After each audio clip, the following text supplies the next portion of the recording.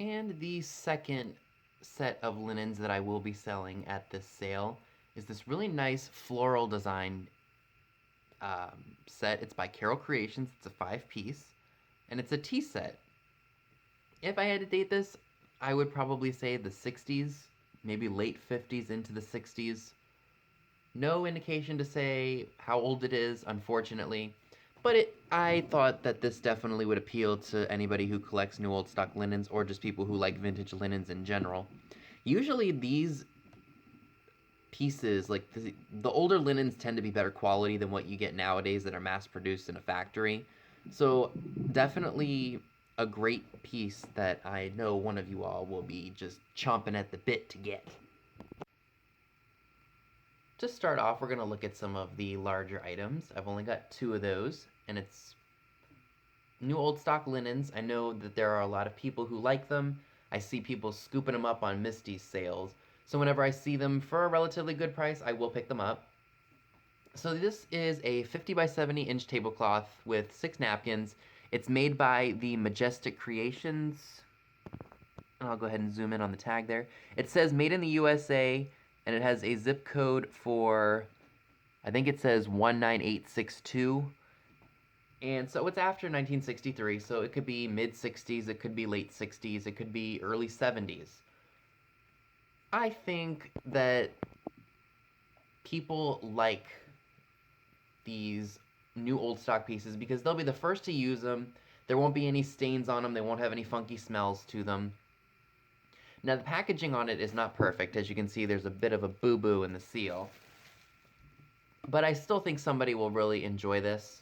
This is going to be one of my more expensive items, and the next linen set that I'm going to share with you are going to be what I call my, or what I'm thinking of calling my hoity-toity holla at my sales, because Mary Beth and Laura have their spotlight items, and that I don't want to take that away from them because that's what they call theirs. So I guess, you know how some people have, like Stephanie Thrifting Adventures has her $2 holla, and Patrick from Trusty Huckster Mercantile has his $2 Trustees Bargain Bin. So I kind of thought maybe I should do something similar to that, but instead maybe share just items that I'm pricing just a little bit higher because I feel that they're worth it.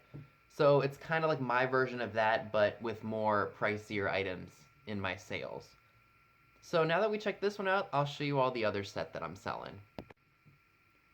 So now that we've seen the hoity-toity holla preview for this live sale preview, let's check on some of the smaller items.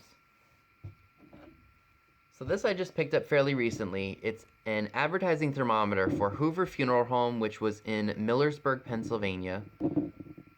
It's older. It doesn't have a zip code on it. However, or does it have a zip code on it? No zip code. However, it does have a calendar on the back for 1974. It definitely appeals to those who like shabby chic and or what do they call that now? Cottagecore? I don't even know. I'm not into design or fashion or, you know, that kind of thing. But yeah, I think someone will definitely like this just for the roses, and they can hang it with pretty much any of their chic-y type stuff. A lot of people seem to like this really cute Lefton pin money purse bank.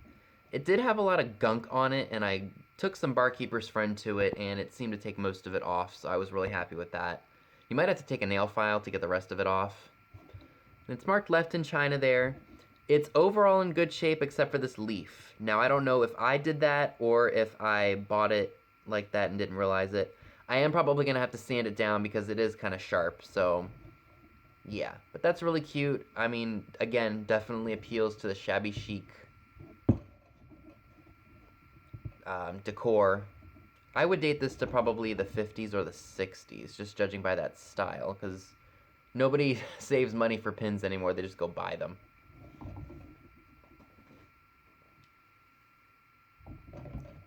So this was really cool. I would date this piece to probably the 60s or the 70s. This is a Fenton hobnail satin glass fairy lamp. I love the blue color. Unfortunately, it's a little too feminine for me. Again, it does fit into the chic style, I know that this is later because Fenton has stamped their logo into the glass and it's raised. So this is a bit later. But it would fit in with 50s, 60s, I would say. And a couple people expressed interest in it, and I think they may not have lost a bit of interest because I'm asking about 40 bucks for it on eBay.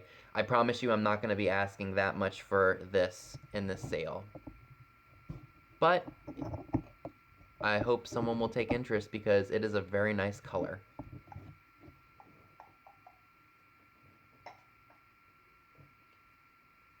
So I do have some pieces of Pyrex that I would like to move, and I think because I have a lot of Pyrex lovers, that these will definitely sell. I have a lidded casserole, small one. I think this is a 500 milliliter, and they're both in butterfly gold. The only difference is this dish is yellow with white design, and this one is white with yellow design. Both are in great shape, no cracks or chips on either of them. So, yeah, I'm excited to sell those. They won't be sold together, they're going to be sold individually because someone might just want the butter dish, someone might just want the lidded casserole, not both. We will see though.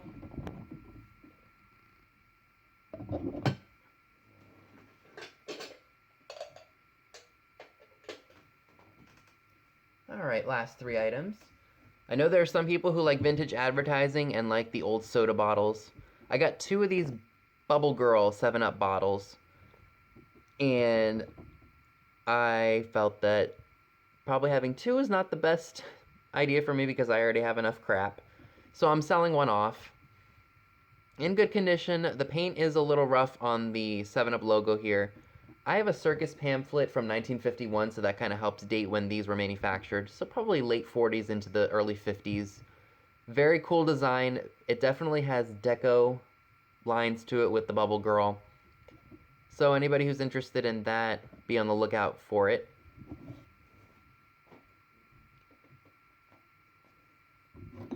I know I have some animal lovers and poodle fans, so I'm going to be adding this in. I'm not exactly sure what it is, but I think it could go on a vanity, and you could put cotton balls in it or something like that. It's made by Enesco. There's the mark. Let's see if I can get that to focus. Yep, Enesco. Oh my gosh, is that backwards? No, there it is. Enesco Japan. It does have one chippy whippy right here, but you can turn it away so nobody will see that. And there is some paint loss missing on her nose. However, I think she makes a really cute piece of decor for the bathroom or for your vanity. She's got a little beaded necklace on. She's got a flower in her mouth. Just overall very cute. And again, vintage isn't vintage if it doesn't have some kind of ding in it, right? And the last item I'd like to share with you all for this live sale preview is this really nice USA calla lily planter in gold and blue. This is really, really nice, and I knew that this would appeal to somebody. I don't know if I've mentioned it to you all, but when I buy things for live sale specifically, I try to make sure that it's something that appeals to all of my viewers slash potential buyers. So I'm not just out there buying random stuff saying, oh, that might sell for some such and such at a live sale. I try to, get to know what my viewers like, and when I can find it for a really good price, I'll pick it up so that way I can still make a profit, but help you all find what you like. So there's no cracks or chips to this. The blue is a little bit like it doesn't do it justice on camera. It has warranted 22 karat gold on the bottom and has USA. It says Xmas. I don't know if it's 1948 or 1998. It's kind of like you need to put something on the bottom of it because I think it's uneven, or maybe it's just this table. It's a little bit wobbly. But yeah, it's definitely a really nice shade of blue. And the only real issue with it is that some of the gold paint has come off. Again, that is due to age. Expected with old pieces. Nothing vintage is perfect or should be perfect. So yeah, I mean, that's all I've got for you today. And I hope to see you all at my live sale. And I hope that what I've shared with you all is a good little sneak peek of what's to come. So I will see you all on Saturday evening at 6:30 p.m. I hope you all enjoyed my first ever live sale preview. But before I go, I want to let you all know that I'm not the only one who's having a sale on Saturday. Dee from The Thrill of the Thrift is having her sale at 1:30 p.m. Eastern. Unfortunately, I'm probably going to miss it because I'm working, of course. And then I will be at 6:30, as I mentioned before. And then Miss Pamela Blanchard will be having a sale as well at 8 o'clock. So I'm going to try my hardest not to go for too long. That way we can all head on over to her channel after my sale is done. So thank you all so much for watching, and please stay tuned and go to these other sales.